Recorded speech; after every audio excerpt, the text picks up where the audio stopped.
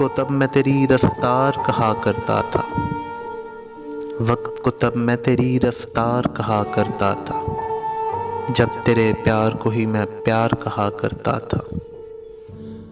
تیرے ہونے سے سمجھتا تھا کہ دنیا تم ہو، تیرے ہونے سے سمجھتا تھا کہ دنیا تم ہو، ویسے دنیا کو میں بیکار کہا کرتا تھا۔ تب میں بچھڑے ہوئے لوگوں پہ بھی ہنس دیتا تھا، تب میں بچھڑے ہوئے لوگوں پہ بھی ہنس دیتا تھا، تب میں ان کو بھی گنہگار کہا کرتا تھا۔